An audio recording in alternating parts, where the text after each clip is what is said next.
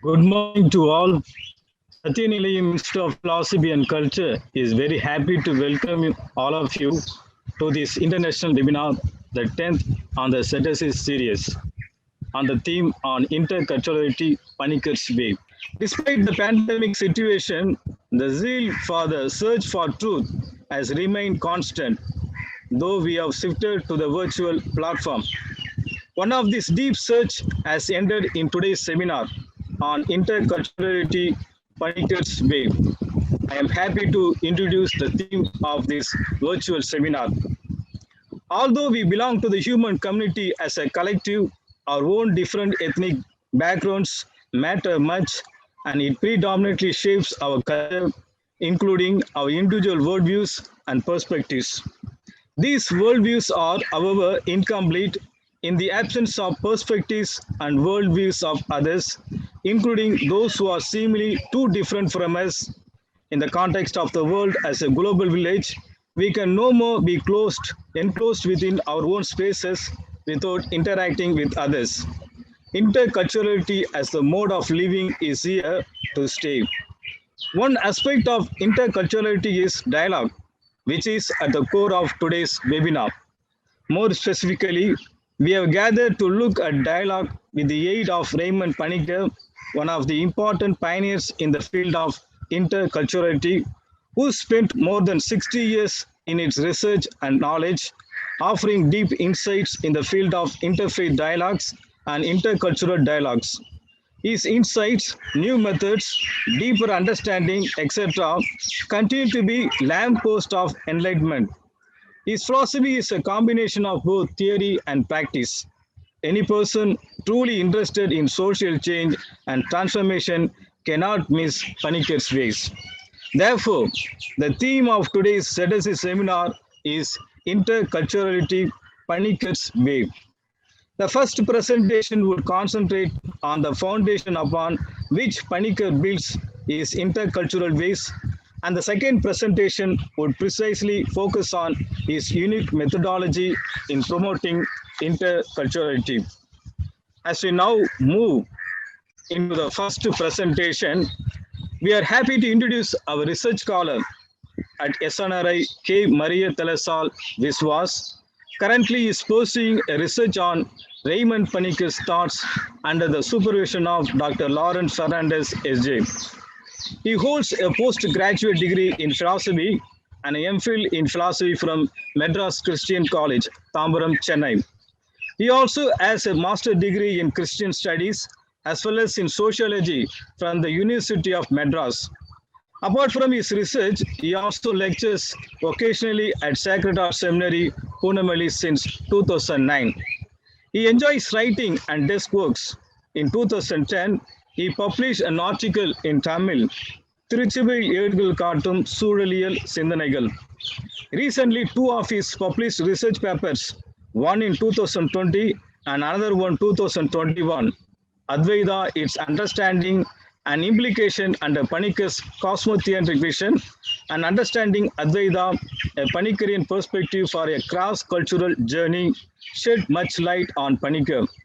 He has presented a paper in a national webinar on the title Advaita, the underlying insight of Panikkar's cosmotheantric vision. He has actively participated in national and international webinars. I now invite K. Maria Telasal Viswas to present his findings on pluralism and intercultural endeavors. He will present his paper for 20 minutes, followed by discussions and interactions. Now may I invite K. Maria Telasal Viswas to present a paper on pluralism and intercultural endeavors. Thank you, Father Andrew, for such nice words and for introducing me. Dear friends, before I begin my presentation, on a special note, I would like to express my admiration for Dr. Michiko Yusa for her articulation of Panikkar's thoughts in her scholarly writings, which I had accessed for my research work. Her scholarly articles had enlightened me to understand Panikkar and his writings better and also in depth.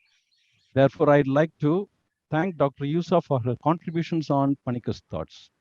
And today her presentation would add to that. Also, I would like to place my gratitude to my research guide, Father Lawrence Fernandez, for guiding me and going through my research paper, which I am going to present now. Thank you, dear Father. So with this, I would like to proceed with my presentation. Let me share my screen. The title of my presentation is Pluralism and Intercultural Endeavors from Panikkar's Perspective. The introduction. We are living in a globalized world. And in this present context of the globalized world, each culture is gaining the realization to interact with other culture due to the fact of cultural diversity. In such an interaction, there is an awareness that one's own is no better than the other and vice versa, and that there is an opportunity to learn from each other towards betterment. Moreover, there is also a general consensus that the truth claim of a particular culture cannot be pushed towards the point of absolutism. Therefore, intercultural endeavors are sought in many fields. For example, especially in the field of education, intercultural studies are encouraged these days, and it occupies a primary place in the intercultural endeavors. The intercultural exchange optimally takes place by a process of dialogue, but all the more, such an exchange cannot truly take place without acknowledging pluralism. If mutual sharing between various cultures is meant as interculturality, then a conviction on pluralism is inevitable. Pluralism is a standpoint shared by many, but Panikkar's understanding of it is radical than being understood generally. Hence, the objective of this paper is to emphasize that Panikkar's standpoint on pluralism opens a vision for intercultural and interreligious dialogue in a new perspective and with an altogether different awareness. Therefore, let us now see who is Panikkar. Panikkar as a radical pluralist. There are many who come under the school of pluralism, and Panikkar cannot be strictly categorized as belonging to such a school of thought, since he does not share a similar perspective of pluralism in a general sense, as held by those under the pluralistic school of thought. And this differentiates him from other pluralists for his radical approach in pluralism. Therefore, among the pluralist or post-pluralist circles, he is seen as a radical pluralist. To be specific, Francis Deza, a well-known Panikkarian scholar, characterizes Panikkar's position of pluralism as radical, and Paul Nitter qualifies him to be a maverick pluralist. The main reason for Panikkar's radical pluralist position is his cross-cultural experience, where he nurtured in European Christian and secular traditions, and also in Indian Hindu and Buddhist traditions, which had impelled him to overcome the third world experience of the colonialistic cultural monomorphizing tendency of the West, converging to one truth, one God, one religion, one church, one king, one empire, one science, one technology, one world economy, one world bank, one democracy, one development, one superpower, and one world market. An attitude towards monoculturalism is dangerous. We know it is an attitude of one particular culture dominating at the cost of suppressing other cultures. For the same reason, Panikkar had said, I quote, I am attempting to speak a language that will make sense for the follower of more than one philosophical tradition. A risky task, perhaps, but necessary if one is to do justice to cross-cultural investigation. Unquote. His standpoint of pluralism is not just a movement from inclusivism to pluralism in the religious circles. And his position is understood that way, then it is only a limited understanding about him. His view of pluralism is much wider, transcending beyond the confines of religious garb, thereby widening to the whole of reality. Now we should see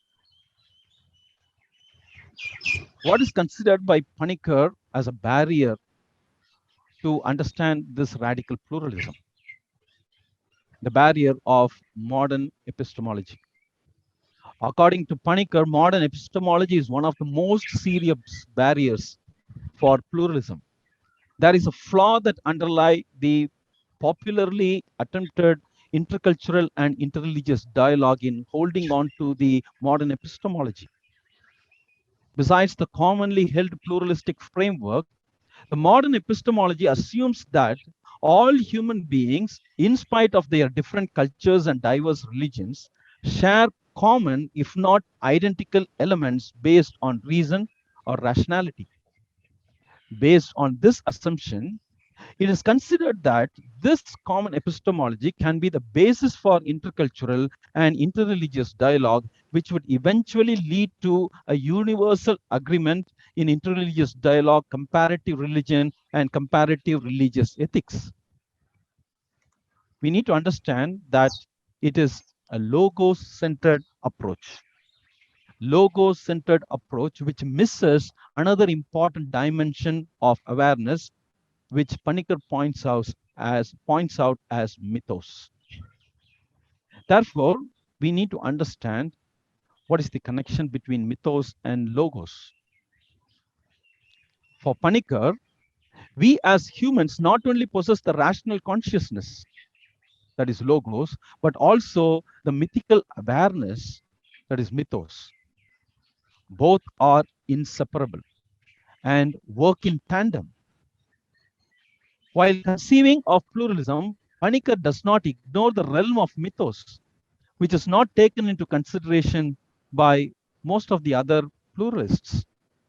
This is the fundamental difference between Panikkar and others in their approach towards pluralism, as noted above. In further understanding this, a clarification is first needed about what is meant by mythos or myth according to Panikkar. In simple terms, it means the background. Panikkar uses the word horizon to denote it. It is the horizon of intelligibility. To understand it by way of a metaphor, it is like the light which we do not look at directly, but in its provision, we see the other things. Actually, at the first instance, the light is invisible, so to say. Not invisible in the literal sense, but invisible because we intentionally do not look for its visibility, but we seek its need to look at other things. Similarly, the myth is also invisible, but in its horizon, we perceive and understand other things. Myth is the background. We do not question, nor we feel the need to question. It is the ultimate horizon against which all our reflexive, immediate, spontaneous states of consciousness are situated. It is the undisputed horizon because the direct light of logos or reason does not reach there. Therefore, myth is not, myth is that through which we experience and understand, and not that which we experience and understand. I repeat, myth is that through which we experience and understand, and not that which we experience and understand. It is what we take for granted, our unquestioned presuppositions and unreflective convictions. It is the ground upon which all our cultural elements take shape, whether it is the way we think or how we behave. For ages, myth takes transmission from generation to generation and interwoven with human consciousness. Due to its philosophical polyvalence, according to Panikkar, myth is invaluable in the meeting of cultures and the cross-fertilization that can result from it. Therefore, the mythical awareness we possess along with logos, the rational consciousness, cannot be ignored. Having known about mythos, it is also pertinent to make a note on what is logos.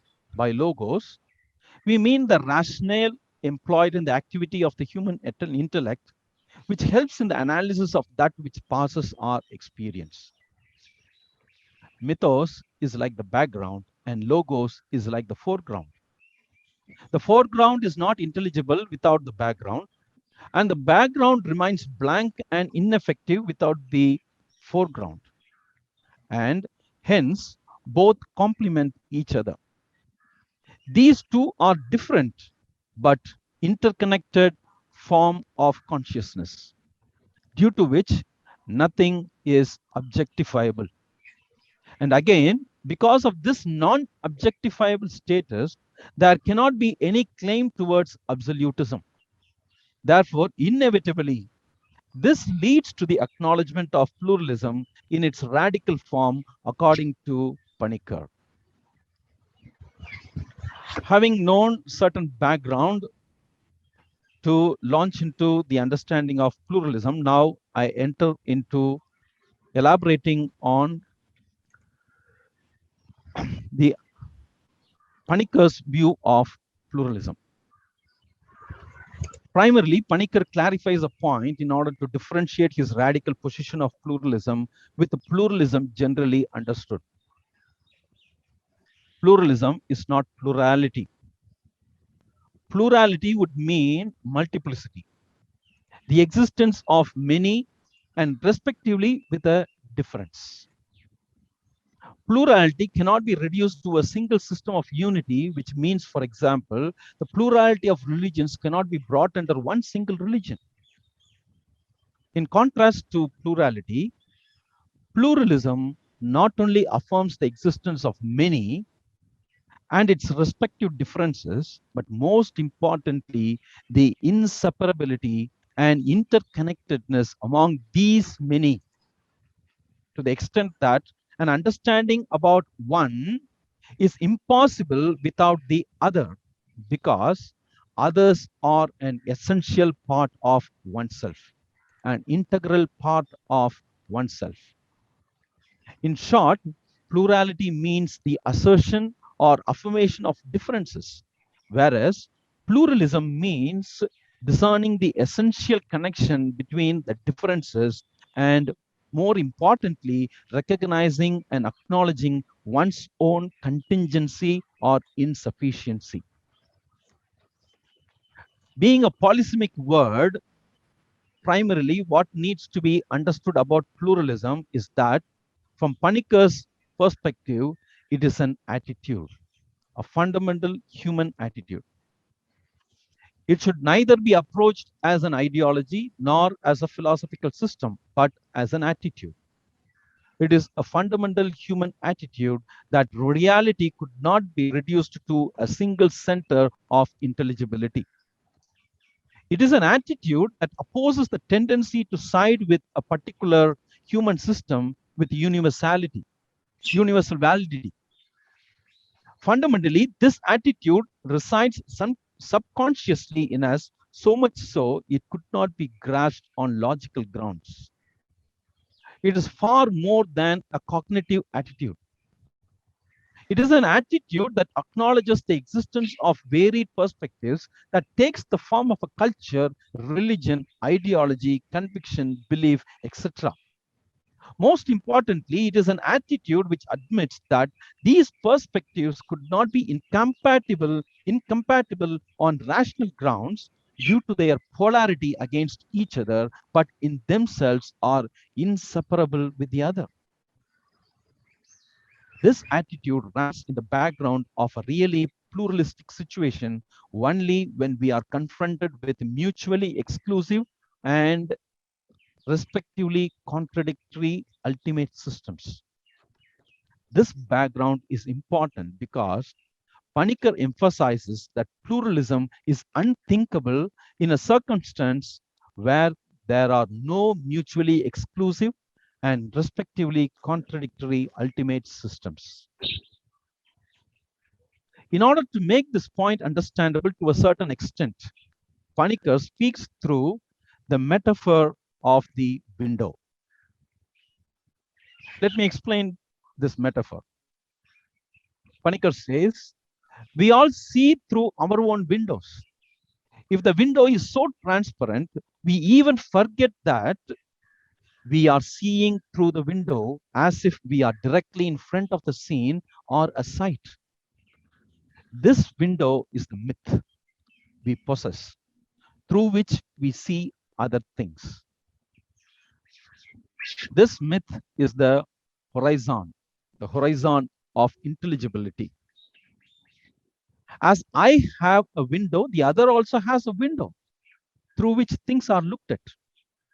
Pluralism as an attitude simply admits the existence of other windows like the window I have. Pluralism acknowledges that each one sees through their own respective windows and does not claim to see through all the windows or to control all of them. Each one describes their respective sceneries as they see through their own respective windows.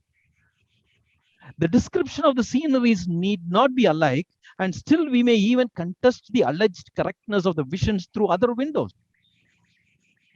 Each of these descriptions are not disconnected from the other for the simple reason that those descriptions are about the same scene.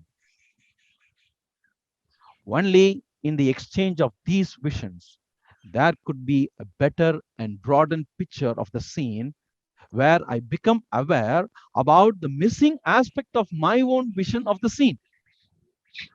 Therefore, pluralism takes seriously the existence of these windows as factual, which offers a vision of the scene. Also, the description that emanates from it cannot be devalued, wherein the description of the vision from a particular window finds its real value or the truth of it only in the presence of the descriptions emerging from other windows, which are also factual. However, those descriptions may appear contrary or contradictory. In other words, pluralism takes our factual situation as real and affirms that in the actual polarities of our human existence, we find our real being. It deeply points to the truth that in order to be oneself, it is impossible to be without the other because others are an integral part of oneself. This basic understanding about pluralism qualifies Panikkar's pluralism as a radical. Father Telasal, you have 5 minutes. Thank you, Father Andrew. This brings to the focus the basis of pluralism, which lies in the mysterious aspect in each being that resists transparency, and therefore each being is unique and incommensurable. With an extended understanding, it could be said that each individual, each community, each cluster, each culture, each religion, etc., are unique and incommensurable, since each of them possesses a mysterious aspect that defies transparency, wherein any logical attempts to understand their inseparability would meet with a failure if it is not interconnected with a mythical awareness. Here lies the significance and interconnectedness between mythos and logos. That is the interconnectedness between mythical awareness and rational consciousness. Ultimately, pluralism seeks for the abandonment of each one's claim to absoluteness, primacy, universality, and the like. Pluralism as the basis for intercultural endeavors. As brought to our understanding, each being is contingent and insufficient to understand itself on its own power, and therefore needs the other to gain a better, greater, and nearer to a fuller understanding of oneself. So also, each culture or religion is contingent and insufficient to offer the right picture of reality, and most significantly, to have an understanding of its own, and is in need of other cultures. In this regard, pluralism becomes indispensable and a necessity. Therefore, pluralism becomes the basis to necessitate any intercultural endeavor. This is there is need to stress on this point further. If reality is pluralistic, a better understanding of reality is impossible from one standpoint, that is, from one particular cultural or religious standpoint. This emphasizes the necessity of mutual fecundation between different cultural and religious viewpoints, and therefore there is the indispensability of interculturality. The present state of affairs cannot move forward without interculturality. There is a need for dialogue between cultures. It is needed not only to know the other, but more importantly, to know oneself, which is unraveled only in intercultural endeavors, due to its strong character of inseparability and interconnectedness. In other words, I come to a better awareness of myself in the background of someone else's myth. Therefore, henceforth, the ideal in pluralism is communication, in order to bridge the gulfs of mutual ignorance and misunderstandings between the different cultures of the world, letting them speak and speak out their own insights in their own languages. In such a communication, some may even wish to reach communion, but in that communion, the aim cannot be a uniform unity or a reduction of all into one single center, which is not possible. Now, let us see the benefits of intercultural endeavors in a brief manner. Communication and dialogue between the mode of action as an important step towards intercultural endeavors. Keith D'Souza brings to our notice that we may be aware of our own operating assumptions, but it is only by means of encountering people of other cultures that we become aware of beliefs which we did not even know we possess. That is our pre or subconsciously held beliefs. Only in dialoguing with others, I come to awareness of my own pre or subconsciously held beliefs. In this manner, intercultural endeavors further enables the discovery of the contours of one's own self-identity and that of one's community. He also observes, that is, Keith also observes that one of the primary values of interculturality, according to Panikkar, is the mutual fecundation of fruitfulness in terms of the expansion of one's cultural identity as a result of encountering the other. Even at the realm of the natural sciences, we increasingly live in a world of interdependency in which the different sciences recognize how they can mutually benefit from other areas of specialization, resulting in newer disciplines such as biochemistry, biophysics, biotechnology, artificial intelligence, and others. If this mutual fecundation takes place at the level of natural sciences, it is not difficult to see its benefit at the level of the social or human sciences. Needless to say, then about the benefits of the same in the area of humanities, of the arts, of religion, and of culture in general. Father Andrew, Yeah, 2 minutes. shall I skip to the conclusion? Yeah, yes, please. Okay. Friends, I am actually skipping a portion due to lack of time.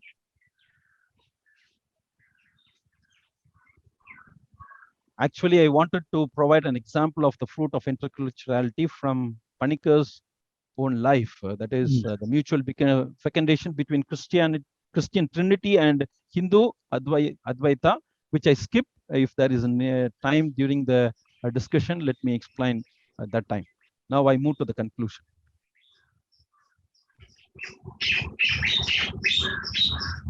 Conclusion. The interdependency of human beings has broadly led to the awareness of interdependency between culture and religious traditions. Such interdependent efforts between cultures forces the acceptance of pluralism in a radical manner as the basis.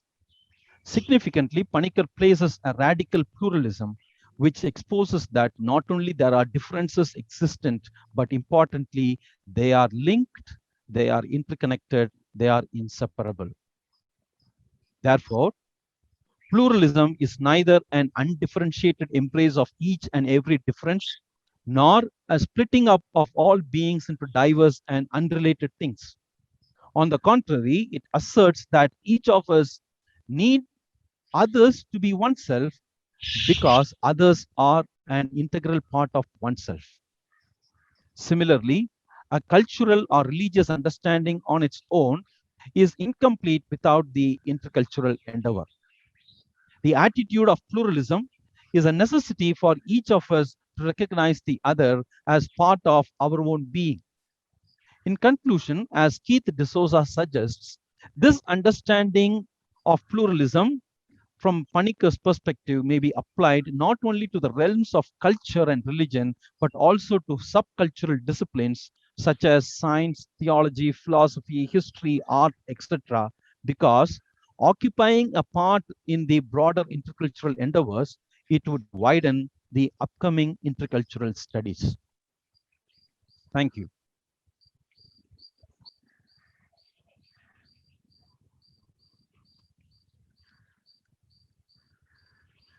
Thank you, research scholar Maria Talasal, for your presentation. Now the floor is open for discussions and interactions.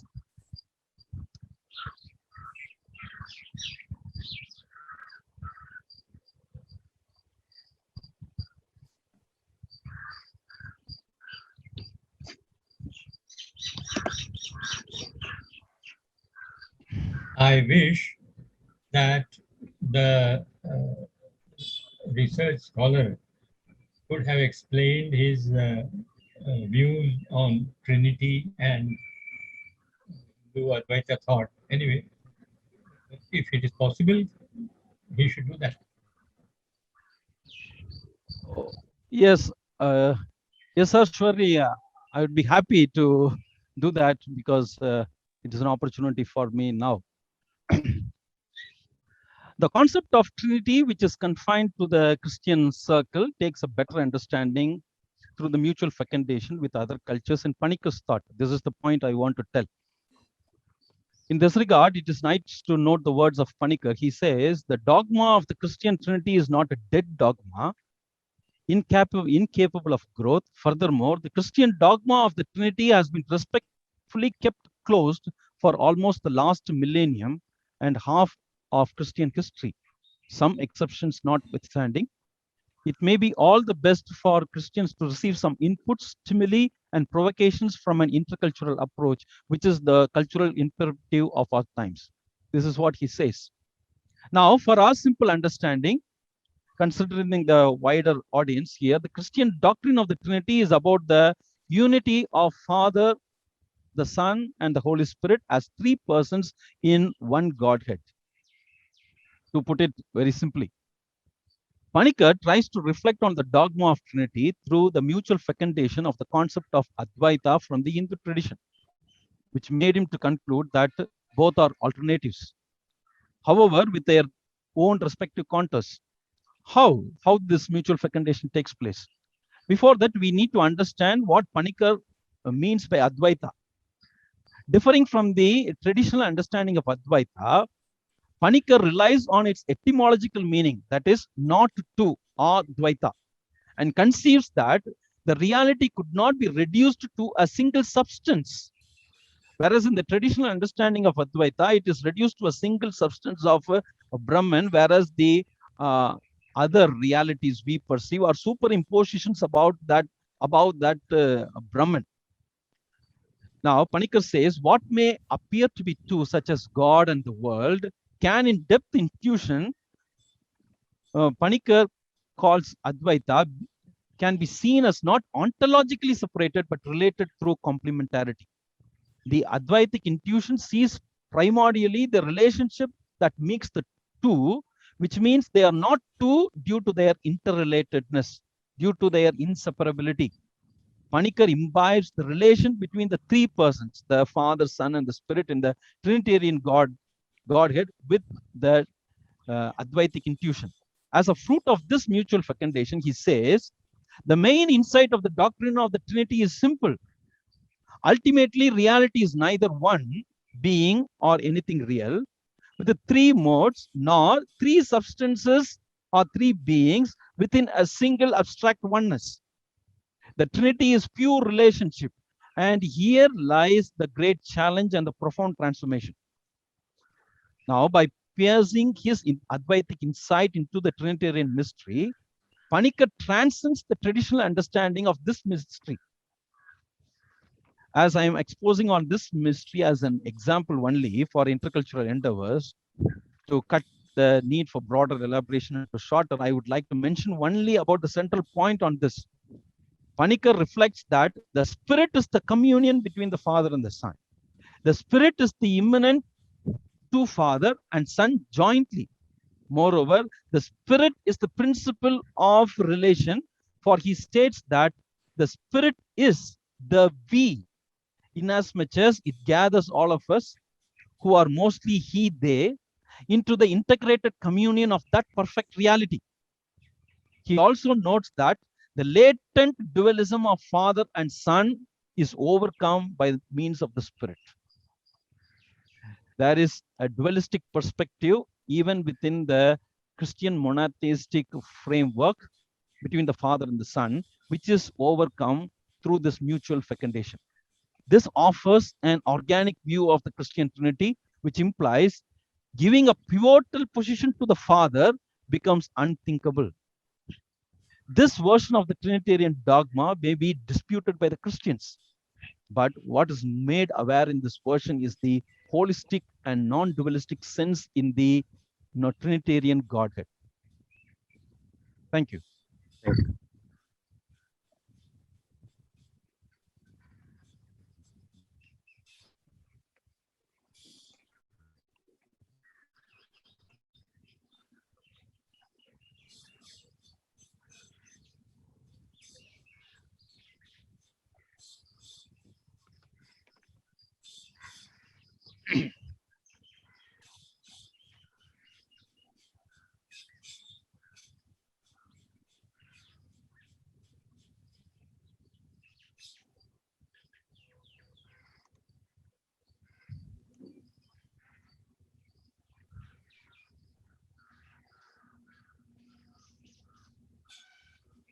Darasal.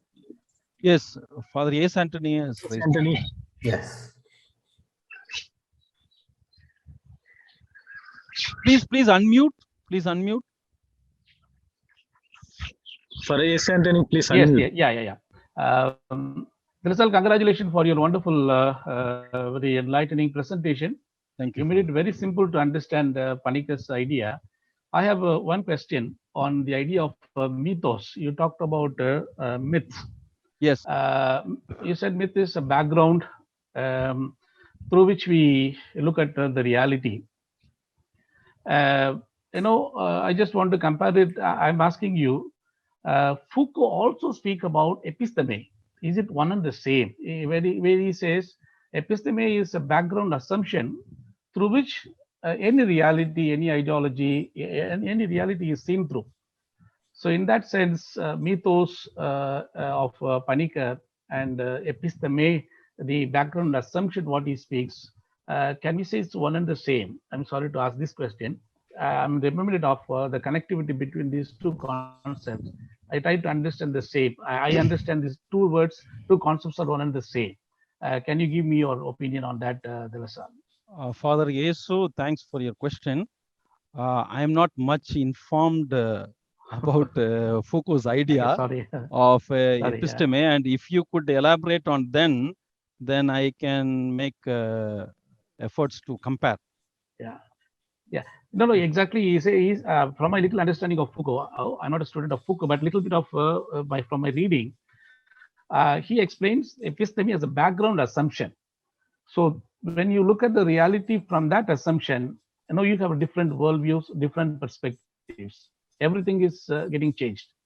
So this mythos of Panikkar, and he also says the background. So if we change the background, then the reality becomes a different thing.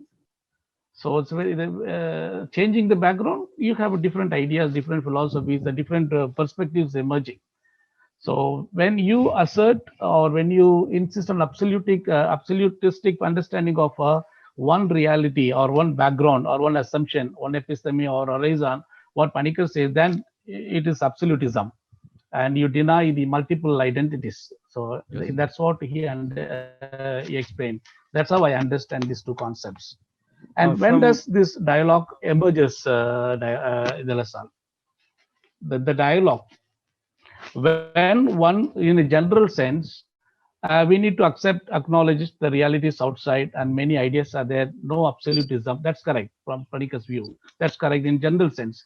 But when in a society, when one ideology dominates and crushes all the other backgrounds or ideas, then how can we enter into a dialogue with such a situation? What does Panikkar say in that context? Sorry. That's why to respond to your the second part of your intervention, that's why Panikkar says that we should not confine ourselves to the rational consciousness, which is very dominant in us, whereas we need to get into this mythical awareness for people who are not moving from their subconsciously held mythical awareness to an enlightened position. They will not be ready for any dialogue, and we cannot do anything about it. That's why he is again and again insisting on this myth, this mythos, which is very much forgotten due to the modern epistemology, the hegemony of modern epistemology. It has blinded it. It has put a screen. It has closed. That is the problem. When we become aware of this myth that is operating behind, then we will be ready for dialogue. Otherwise, we will never be ready for dialogue. And coming to the previous question about this episteme, I think Foucault is emerging from a Western culture, and his operating framework mostly operates on rational basis, I think, and therefore what he speaks of episteme cannot be compared with what Panikkar speaks as myth. I feel, and therefore there is a need for more exploration into this comparison.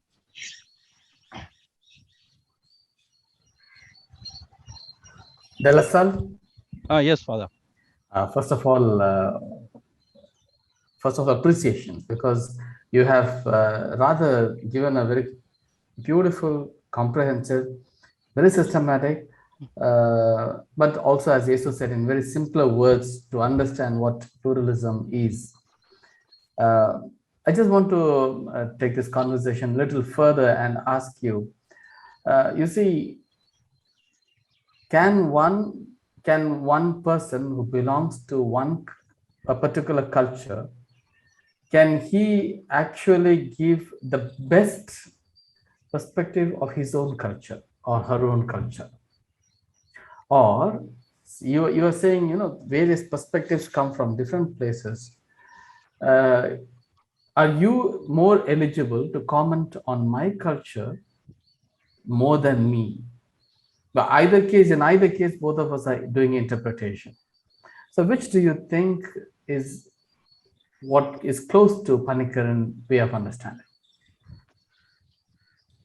As I understand your question, the first one, you are saying that whether person of a particular culture can, to the best, he can expose it, whether it is it possible? And Panikkar says that yes, of course, but he cannot also, because I pointed out in my exposition, I myself are not aware of the pre or subconsciously held beliefs of what I share with my culture or with my religion. Therefore, only in dialogue, because of the myth the other person holds, I become aware of my own. therefore, I perceive that I myself, as a Christian belonging to the culture of Christianity or the religion of Christianity, I cannot, in a best way, speak on my own belief unless I dialogue with a person of other culture. Only in dialogue I come to aware. I become aware of the missing aspects I am seeing in my own culture, which I have brought out in through the metaphor of the window, which Panikkar himself says. And therefore, Panikkar is bringing out another thing. Before you have an inter-religious dialogue, you need to have intra-religious dialogue. Intra-religious dialogue, which I have not brought in my paper. Intra-religious dialogue is before you initiate a dialogue with the other, I need to make an assessment of my own belief, what I am aware of my belief, and then I should initiate the dialogue. Thank you. Thank you. Well explained. Yes. Can I Hello, Saul. sorry. Can I? Pauline.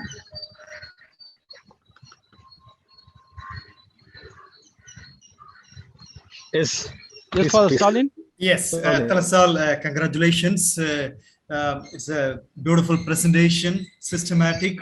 You started with absolutism and monoculturalism, then the need for pluralism because of the awareness of differences. And you brought in a Panikkarian view of logos and mythos, and you explained also systematically. Somehow, what is missing, I thought, was this logos and mythos needed more explanation for a new reader with regard to Panikkarian philosophy. You also say mythos means mythical awareness. We understand the reality with the background, the horizon of intelligibility. This is little hard expressions which could be made a little more simple. Really, has it got anything to do with myths? Myths are created by human beings. Has anything got to do with that? I didn't get that connection. I understood mythos and your explanation, the horizon of intelligibility or the background for understanding the reality. But still, that mythos could have been a little more explained. That's what I expect. Thank you. Okay, thanks for Stalin for your question. As I understood what is meant by mythos, I have exposed in my paper. But with a little comparison, I can still further speak on this, I feel. Now, taking into the idea of John Locke's tabula rasa, he says that every human being who comes into the world comes with a tabula rasa, a clean slate, and only after his birth, new things are coming into his mind. I'm not very sure whether I'm doing a right comparison here, but I'm only attempting to respond to your question. Now, to understand this myth, if I have rightly understood, I have not come with a blank mind. My mind is not tabula rasa when I am born. The myth is transmitted from generation to generation, which I mentioned in my paper, which, because of the dominance of my rational consciousness, that is dormant. And it is not brought to the foreground. Because in the foreground, the rational consciousness is predominant. Whereas it is in the background. It is subconsciously in me. And that is the background. Only by dialoguing what all is inside me that has been transmitted from the previous generations come to the foreground. And when it comes more and more and more, then I try to understand the other culture also, the other religion, the other's perspective, which is not possible with rational arguments, logical consciousness. So this is how I understand as myth. It is already there in me. It need not be a particular belief. It can be the belief of so many cultures also already inside me, which is not coming to the foreground. Thank you, Thalasal. My problem was just to understanding the etymology or the meaning of the word mythos. Why he is using that word mythos? Has it got anything to do with myths? What we understand normally? That's what I was trying to clarify. Thank you very much. Yes, thank you. Okay, this may be the last intervention, maybe from Father Barnabas. Yeah. Okay. Can you hear me now? Yes, I am hearing you. Yeah. Thank you, De La Salle. Wonderful paper, nicely presented. But I'm not seeing you, Father. I'm here. Appa. Yes, tell me, Appa. Okay. So, sorry. I am not really qualified to talk on this subject, though I have done a little bit of study on Panika. But being someone who spent about last 15 years on consciousness studies, I can answer some of the questions that came up or some of the inputs that came up.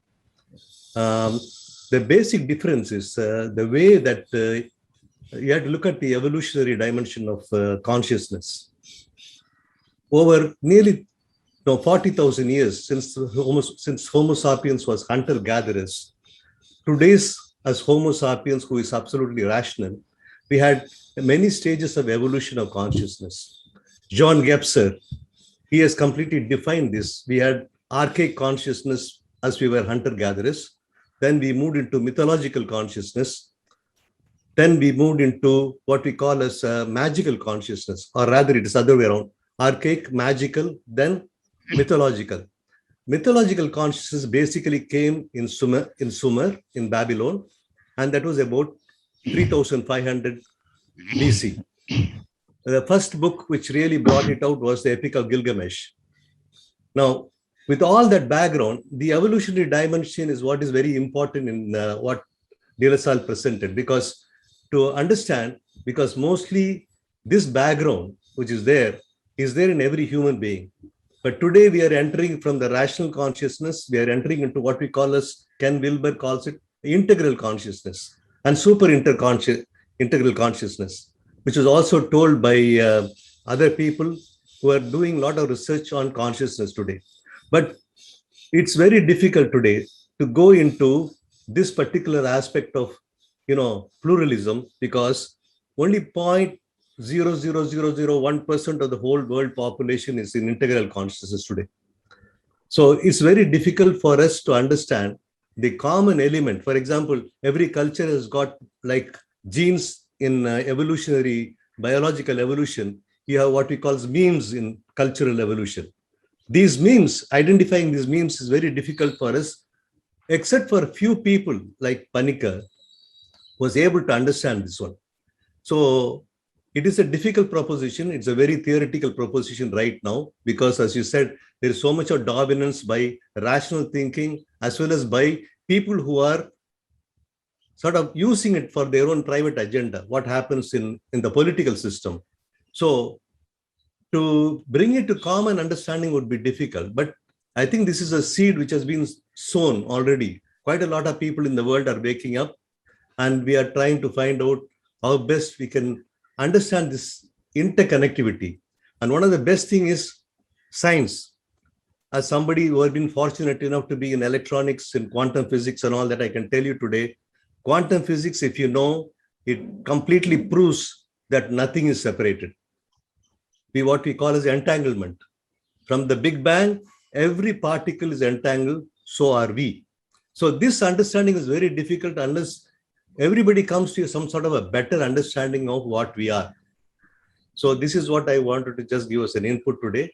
So I hope I have been useful in this comment. Thank you.